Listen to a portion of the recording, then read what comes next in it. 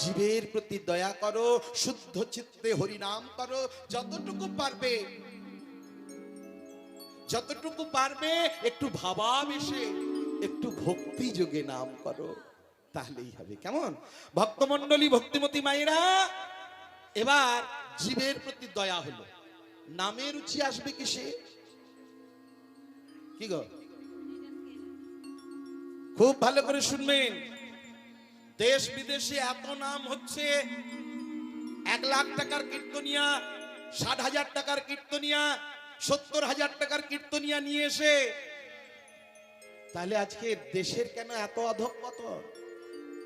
অধঃপতনটা কি?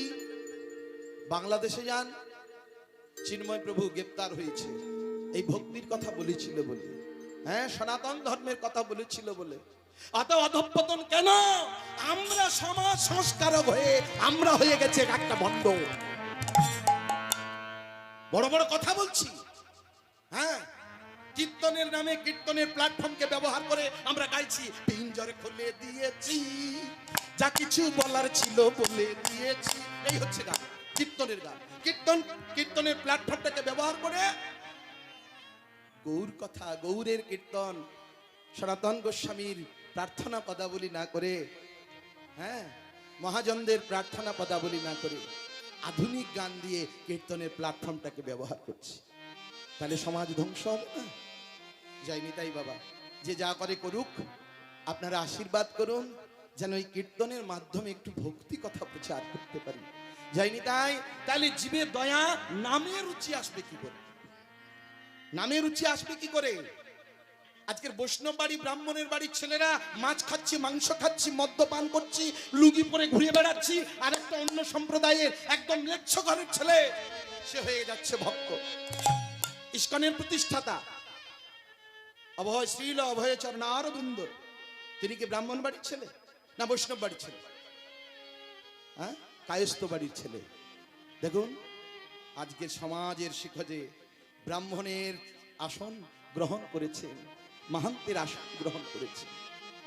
যিনি বেলুড় মঠের প্রতিষ্ঠাতা, রামকৃষ্ণ মিশনের প্রতিষ্ঠাতা কে? বিবেকানন্দ। তিনিও কি ব্রাহ্মণ বাড়ির ছেলে? ভেবে দেখুন তো। হ্যাঁ, নয়। তাদের সাধুগুরু বৈষ্ণবের সঙ্গ করতে করতে নামের রুচি আসবে কি করে, কৌশলটা এসেছে। আমার বাবাজি, হ্যাঁ, যখন আমার মেয়েটাকে বিয়ে দিয়েছিল, আমার দাদা তার মেয়েকে বিয়ে দিয়েছিলেন, বৈষ্ণব বাড়ি ছিল অন্য ঘরে, হ্যাঁ, তখন অনেকেই বলেছে এ ছেলে বৈষ্ণবের ছেলে, বৈষ্ণবের একটা ছেলে পেলি না, হ্যাঁ, ওই ঘরে ছেলে দিলি। দেখুন ভগবানের কেমন কৃপা, যা বৈষ্ণবের ছেলেরা করছে না, আজকে সেই ছেলে, হ্যাঁ, গুরু মন্ত্র নিয়ে প্রসাদ, ভগবানকে ভোগ লাগিয়ে প্রসাদ পায়। এর থেকে আর গৌরবের বিষয় কি গো? আমরা তো বৈষ্ণবের ছেলে মদ মাংসে ব্যবহার করছি, পড়েই আছি মায়ার কোপে। আজকের যে বৈষ্ণব নয় সে ভক্তি পথে এসে গেছে। এই হচ্ছে জাজ্জল প্রমাণ, চোখে আঙুল দেওয়া প্রমাণ। হ্যাঁ গো, ভক্তি আসবে কিসে? জীবে দয়া, নামে রুচি আসবে কিসে? না মহাপ্রভু একজনকে দেখালেন। কাকে? ওই যে, এই যে সামনে দাঁড়িয়েছে ভক্তি দেবী। কে? একে যত্ন করো, একটু তার তলায় একটু জল দাও, তিলক ধারণ করতে লজ্জা, তার মাটিটা নিয়ে দাদার সঙ্গে একটু লিপি নাও, একটু একটু আকার নিয়ে নাও। আহা, তুলসী তলার মাটি একটু সারা গায়ে মেখে নাও, তার চরণে একটু জল দাও, তুলসী তলায় একটু জল দাও, তুলসী পরিক্রমা করো, দেখবে আস্তে আস্তে ভক্তি দেবীর সেবা করতে করতে তোমার নামের রুচি আসবে।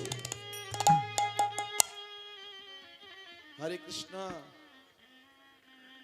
শ্রদ্ধায় শ্রীমূর্তি ব্রজে বাস, আর শ্রদ্ধায় শ্রীমূর্তি সেবন। জীবে দয়া, নামে রুচি আসলো, এবার ব্রজে বাস।